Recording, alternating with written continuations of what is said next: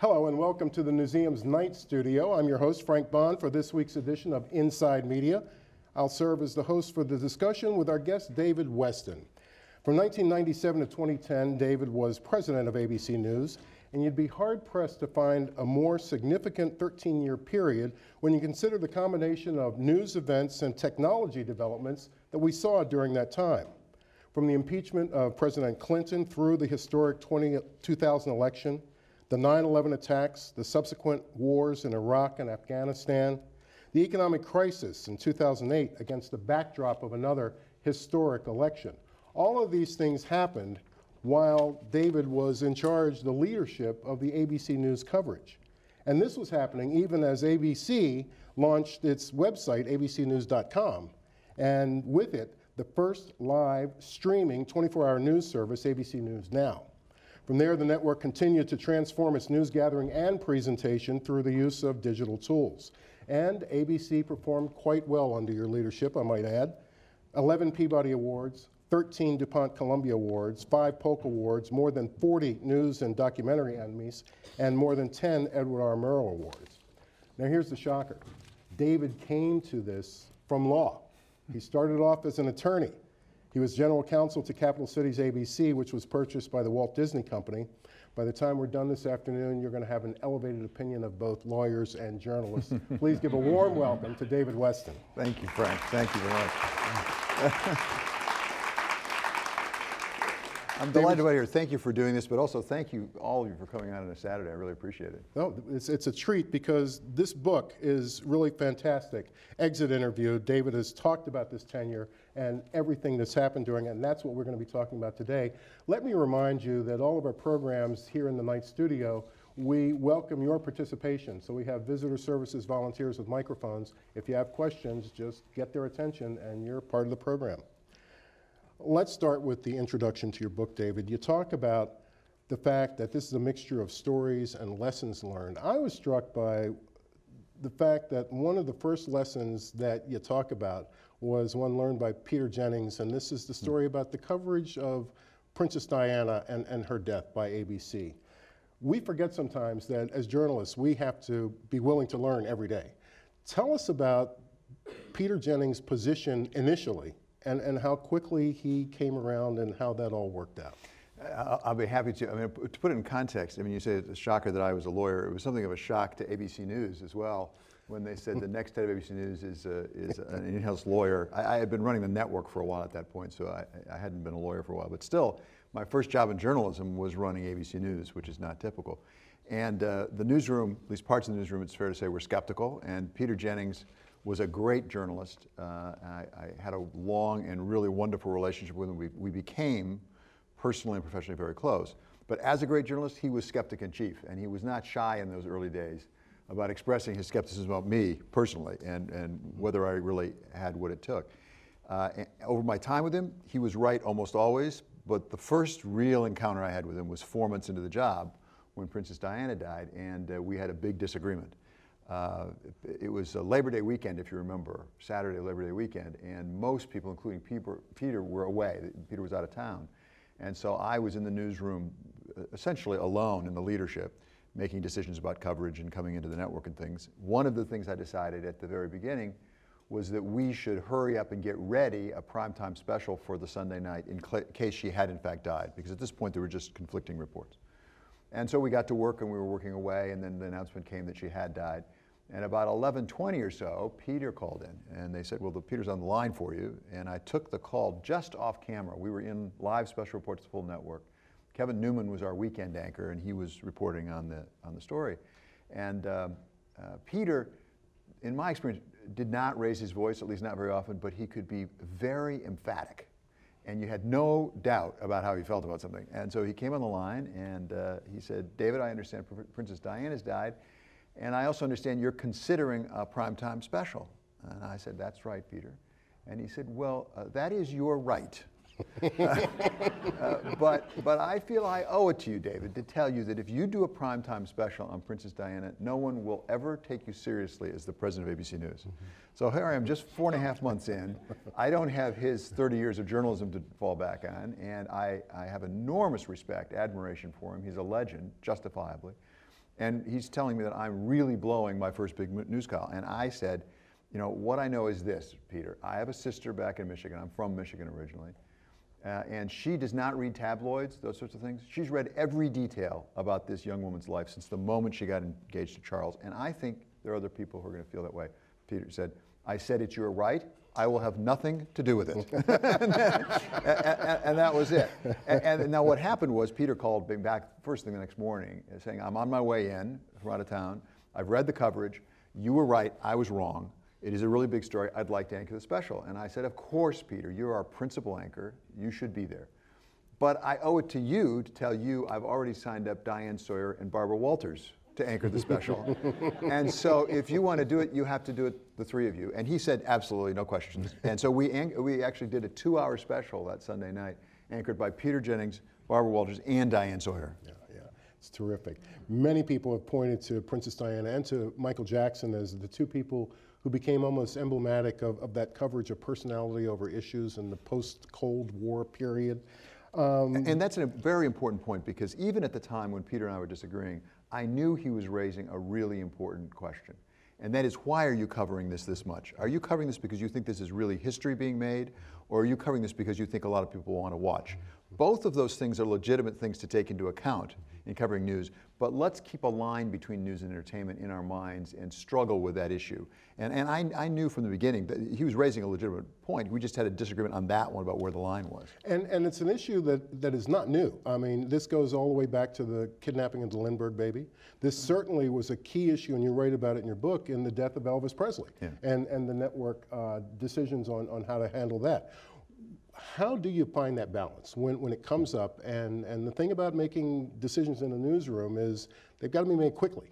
What are the tensions? What are the challenges to come up with the right answer? Yeah, part of the reason I wrote the book is because I did come from outside journalism, and I got an advanced postgraduate degree really fast from some great journalists. And I thought other people ought to learn what I had learned, at least part of it. One of them is exactly what you just said, which is people have time afterwards to go back and pick apart the decisions. At the time, when you're there, you need to decide right away, and you have inadequate information, invariably. The balance between making it a popular story and making it an important story is one of the most challenging things, and also potentially one of the most rewarding things. Because I always said when I was at ABC News that our mission was to do the best journalism for the most people, and to do both of those two things. It is reasonably easy to do really highbrow journalism that nobody comes to, and it's reasonably easy to really throw the journalism out the window and get a large audience. But what your real mission is to say, we're covering something that is of some import, that has some significance, and we're figuring out a way to do it so that a lot of people come to it. You know, the other thing about covering news is that you don't get to set the pace. You have to keep up with the pace. And all of us remember the death of Princess Diana. I think few of us realize it was only 5 days later that Mother Teresa died. Now, and this is what happens in a newsroom. So talk a little bit about, once again, you're talking about allocation of resources, you're talking about time, you're talking about getting to the other side of the world, and you know this too is something that you have to do. Absolutely, and Peter called me as soon as we received word that Mother Teresa died. And on that one, there was no hesitation on either of our side. I mean, he wanted to cover it, and I wanted him to cover it. And so he actually went to London to cover the funeral of Princess Di, and then flew on to India, and we did cover it, I mean, live. And that was in the middle of the night, and it wasn't to reach a big audience, but we thought it was, we agreed it was an historically important event. Interesting, after the fact, some people speculated in the press that we did the Mother Teresa coverage because we felt guilty about so much Princess Diana. The fact is, and this will give you an insight into Peter. Peter, I learned afterwards, had asked 2 or 3 years before for a coverage plan for a possible funeral of Mother Teresa. So it was always his plan to cover that, and I supported him fully. I think that the Monday morning quarterbacking for news is even more intense than that for football. I mean, I really do, because everybody, you know, they watch, they tune in, and then they tell us afterwards what we should have done. Yeah. Right, right. And there's a season in football. Right, this is an off season. In news, there's no off season. If there was a watershed moment, because we said at the beginning, the book details news coverage, but also technology changes. And the Lewinsky scandal and the breaking of that scandal. Let's go through this, because you were out of the country when you first heard about this. you have to go through the steps of verifying and then make a sequence of decisions in terms of your coverage. So let's start from the beginning. Yeah, That's another one of those phone calls. Yeah, it is another one of those phone calls, and it gives you a little bit of an insight into how these things really work. I was in Havana, Cuba, because if you remember, the Pope was visiting Cuba, and we had spent weeks preparing for that, as other news organizations had. I mean, an awful lot of Western news organizations were all located, all of our anchors and all of our technicians and everybody were down in Havana to cover this. And I was at the dinner. Peter had just done the world news from Open Square in Old Havana, and I was at the dinner with Cokie Roberts and some other ABC News colleagues down there, and I got a call on my cell phone, and I took it out on the street so I didn't disturb people, and they said, well, there's some intern named Monica Lewinsky, I'd never heard the name, who claims she's had this relationship with the president, and I asked a few questions, and my first reaction, that's just ridiculous. I mean, we don't have anything here, and who knows whether this woman's telling the truth, or she's told it to a friend, and whether the friend's telling the truth, so we're not going to do that. So I go back in, you know, eat a little bit of my dinner, phone rings again, back on the street, and they say, we have it from multiple sources that the Attorney General, Janet Reno, has officially expanded the Ken Starr investigation into possible obstruction of justice charges against the President of the United States. And I said, oh, wait a second. That's something we can't simply ignore. But then it was difficult from Havana, Cuba, calling back to try to say, okay, what are our sources? How do we know this? At one point on the phone call, I talk about this in exit interviews. One of my people back in New York said, do you want us to name the sources? And I said, heavens no, there are at least 2 governments listening in on this phone call. I mean, you know, so I don't want the names, thank you. But I want to understand why you're so confident in this sourcing. And at the same time, our next show up, as we called it, was Nightline, which was going to air at 11:30. And we were getting close to 11:30, and I was back with Ted Koppel and his team. They'd prepared a program on the Pope, and I was saying, shouldn't we break this on Nightline? And Ted was saying, I don't think we should because it's moving too fast, we're not sure. And I ultimately deferred to Ted, and then we broke it shortly after midnight on ABC News Radio and our new abcnews.com, just a minute or two after actually the Washington Post broke it online. So we didn't get it first.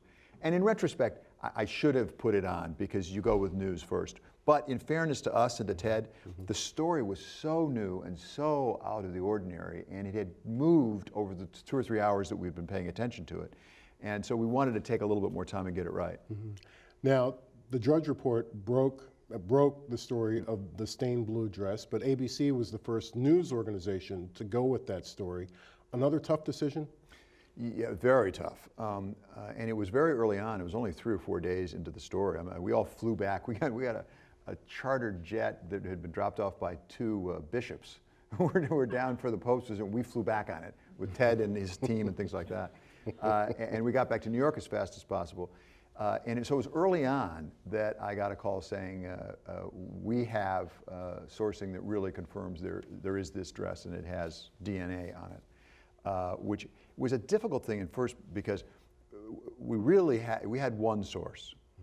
Now, we actually had a second source in law enforcement at the time, but I was never persuaded that was truly a second source. I thought the second source might well be getting it from the first, in which case it doesn't count, right? And so normally you want multiple sources if you can possibly have them. It was a really unseemly story. I mean, really unseemly. I mean, I was thinking about my mother back in Ann Arbor, Michigan, thinking, well, I wouldn't talk to her about that on the telephone, much less go on world news and report it. At the same time, to put us back at that time, at that point, the official position of the White House was it simply never happened. It's wrong. And in fact, right around that time, the same day we reported the blue dress, the Washington Post and others were reporting anonymous friends of Monica Lewinsky saying, you know, she's not that reliable. She's not really, she's a nice girl, but you know, she doesn't get the truth right and she has fantasies and things. So there was a real question whether it happened or not, and the blue dress was the issue. Now, I thought when we reported it, it would get matched within 3 or 4 days. I mean, typically in a big exclusive, that's what happens. And I learned, one of the lessons I learned was, exclusives are great, but not for too long. And we had that exclusive for about 7 months. It was not until the very end of July, beginning of August. And we and I got criticized soundly, saying, you over-reported, it was irresponsible, it doesn't exist, why don't you just pull down off of it and admit it doesn't exist? And I had personally gone through the sourcing and believed it was right. Actually, ironically, just after I'd gone to a press event where I was getting press critics really giving me a tough time, it was only the next day that, in fact, the blue dress was turned over to the investigators, and within a month, we had President Clinton's testimony. 7 months dangling out there by yourself. Tell me something, at that point, did you fall back on your legal background knowledge in terms of making that decision and how you felt about it? Because 30 years or not, Peter Jennings had never dealt with something like this story. And then there were the two aspects of it. There was the part that it was so unseemly, it was very difficult to report.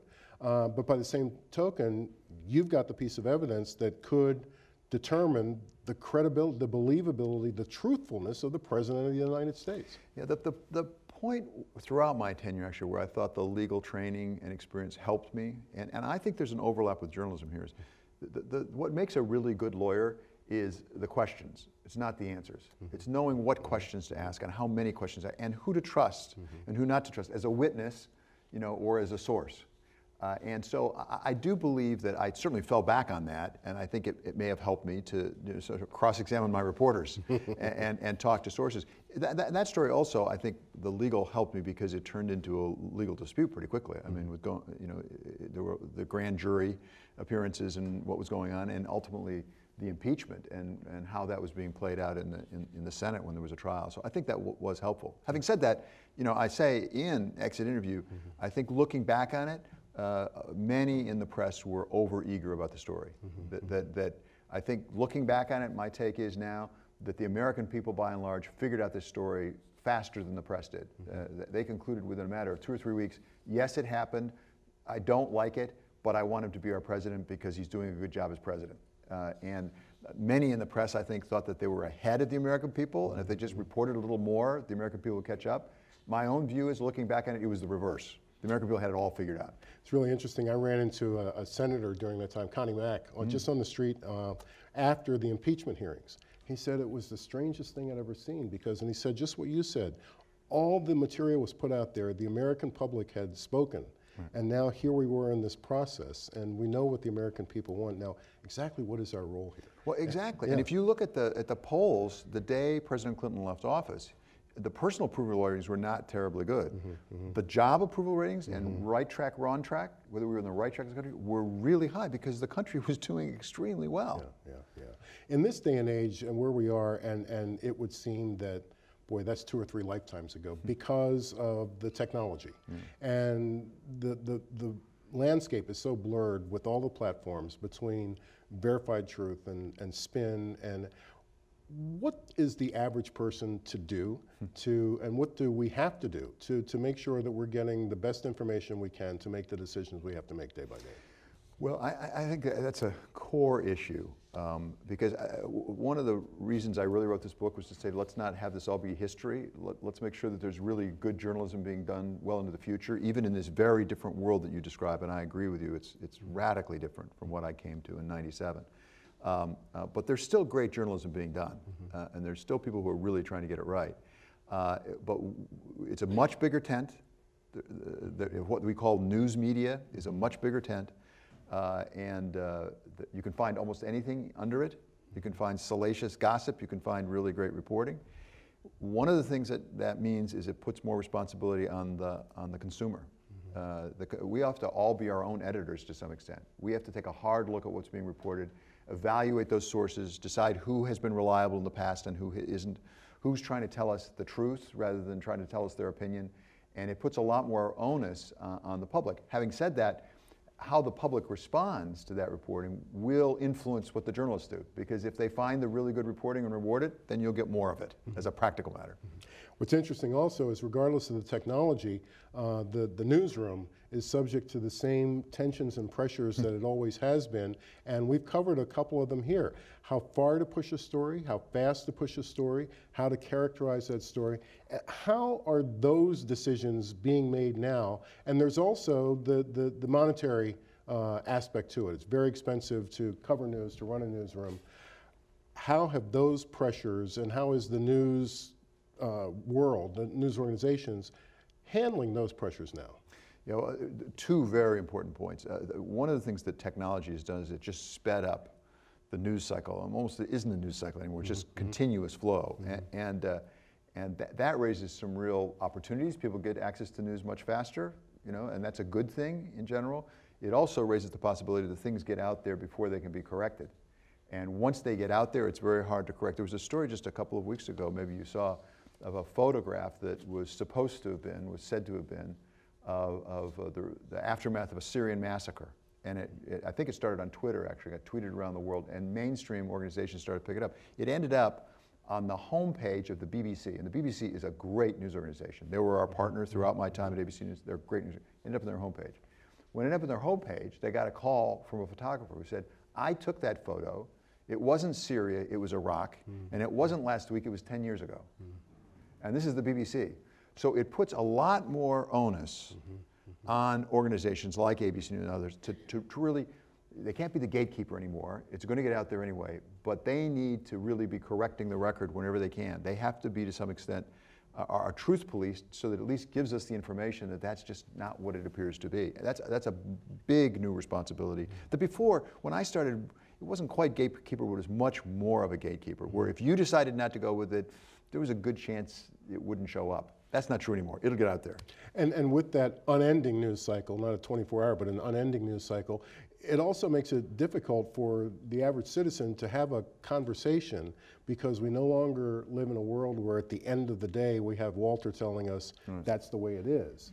And you're trying to have a conversation. It depends on what the last thing you read was, because as you say, that record is being corrected.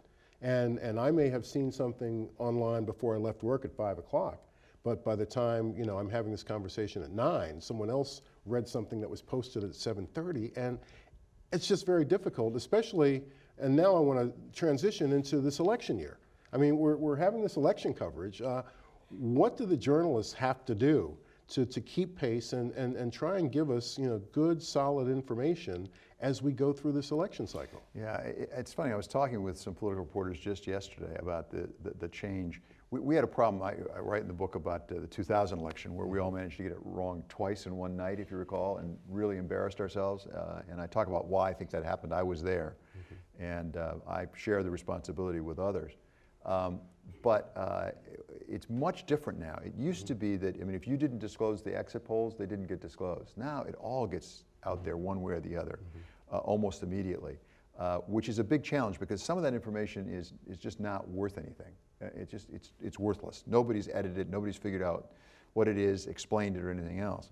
And so it really puts a lot of responsibility on the consumer. But as I say, I think there's a very valuable role for the trusted news organizations to curate, to go back and edit, to vet, to comment on what's already gotten out there, to try to put it in some perspective.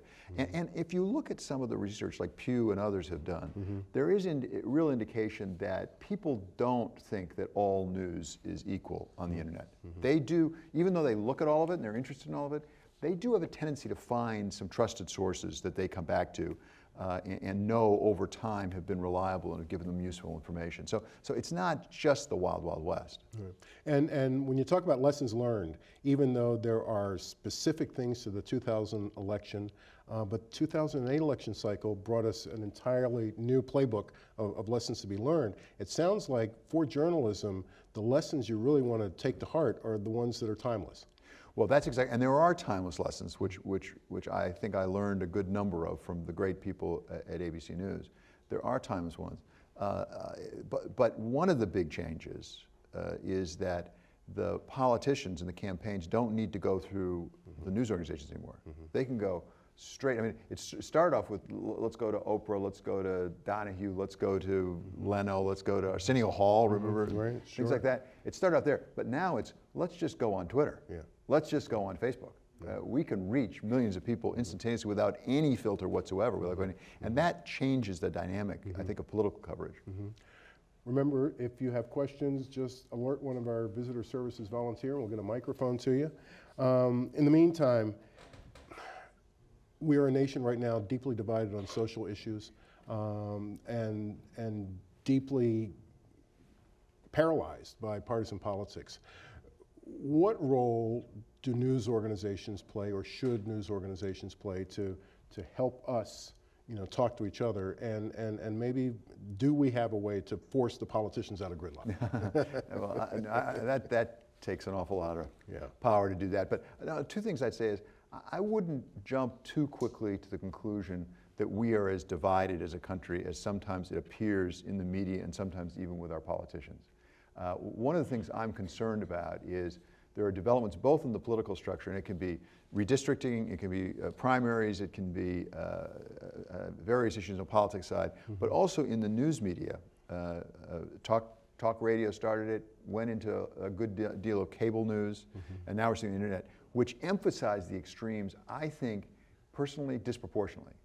My personal thought is, if you just looked at the media, you would think that the whole country is playing between the 10-yard line and the goal lines, on the two extremes of the field. If you look at a lot of the research, I think an awful lot of the country is much closer to the 240-yard lines. And there's differences. There's left of center, there's right of center, but it's not the extremes we're seeing.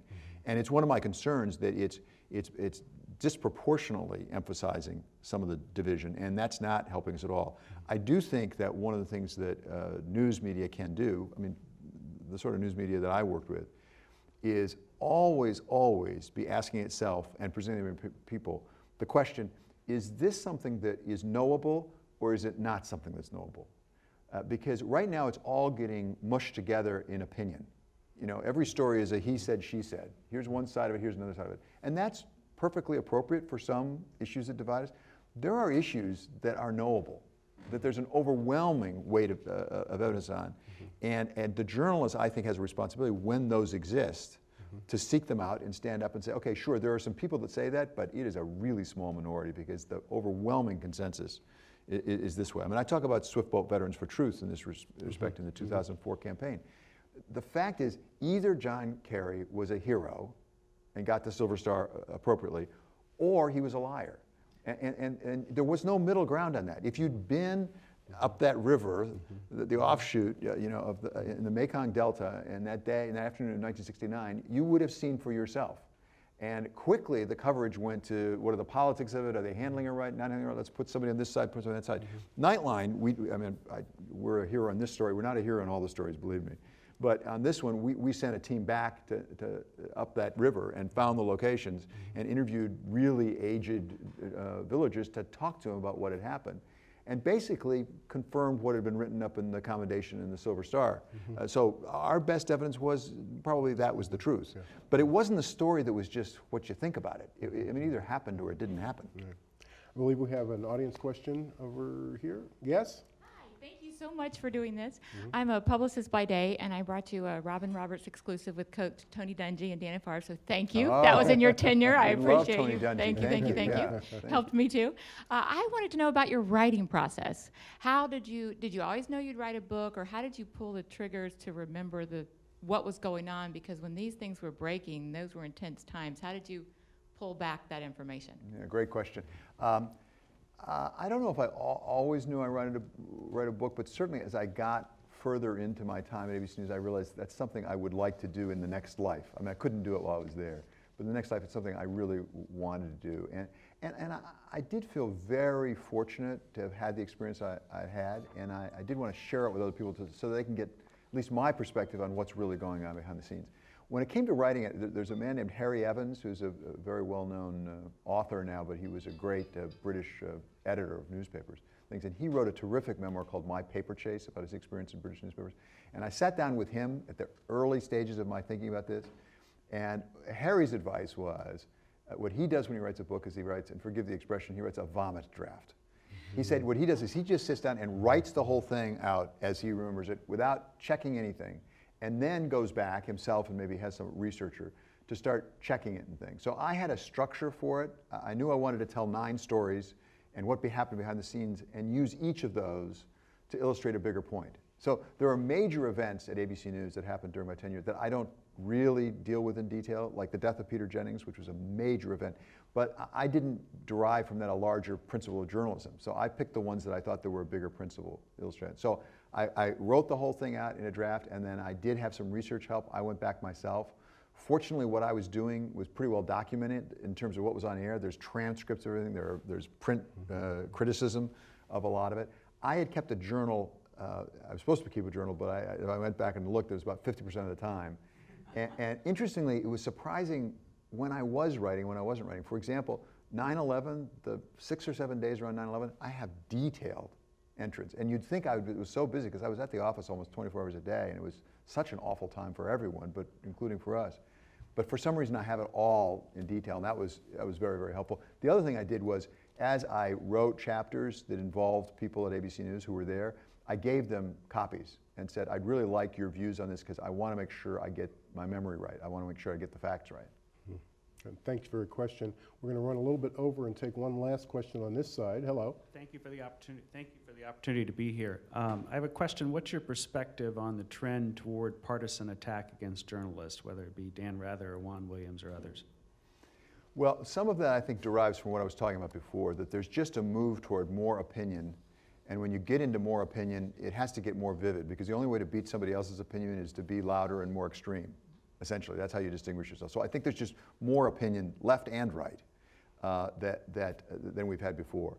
I also think, I say this in the book, some of that, because I was the subject of some of that partisan attack, typically saying we were liberal. It came from that direction more than from left of center. We got some left of center as well. But I always thought it was a little bit the way I've always understood. I've never played in the NBA, but it's sort of the NBA that you yell at the ref, not so much because you think he's going to change his call, but he might hesitate on the next one. And I always thought that people were doing this not just because they genuinely felt it, because they also wanted to change our behavior. And that was borne out by two things in my mind. One is, often the most vigorous challenges on partisanship would end the moment we actually put the broadcast on the air. I'd hear it all the way leading up to actually putting it on, and then afterwards there was no criticism. And I would always say, well, wait till you see the broadcast, and then call me up, write me, tell me whatever. And most often, we'd go radio silence as soon as I aired it. But the other thing I saw was, and this developed over time, I would see, if it was coming from right of center, I'd then see left of center coming in to push from the other, afraid that I would respond to right of center. And it was clear that they were trying to counterbalance each other. And so at some point you listen to all the criticism because you want to make sure you're right. You don't ever want to assume you're right. That's a sure way to make a mistake. So I always took it seriously. I always looked into it. But in the end, I had to sort of make my own best judgment about what was right and not worry too much about getting called, left or right. Thanks for your question. As we close out, what one piece of advice would you give to aspiring journalists? The J schools are filled with idealistic young people that want to come in and take part. Yeah, I think this is the greatest job you can have.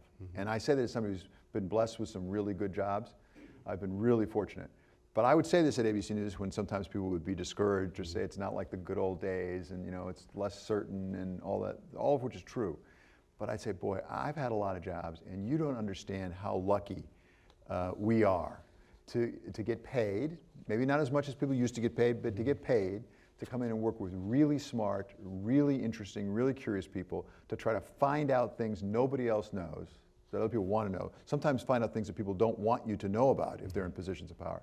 And then try to explain that to the American people.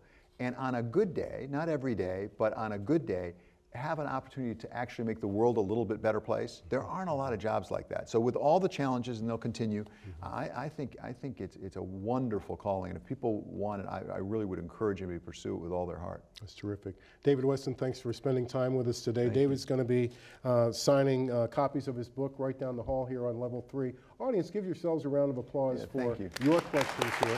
Thank you. Absolutely. Thank you. Thank you. Let me tell you that our next Inside Media program is going to be tomorrow, June 10th, when our guest, Ken Duberstein, who served as Chief of Staff in the Reagan White House, will be interviewed by Museum and Freedom Forum CEO Jim Duff. The topic, the speech President Reagan made at the Berlin Wall 25 years ago on Tuesday the 12th. Many have called his challenge to Soviet leader Gorbachev to tear down this wall the 4 most important words Ronald Reagan spoke during his presidency. We're going to tell you about how those words almost were cut out of the speech. That's tomorrow right here at 2:30. In the meantime, thanks for coming by to visit us here at the museum. Enjoy the rest of your afternoon. Thanks. That was fun. Yes, it was. Yes.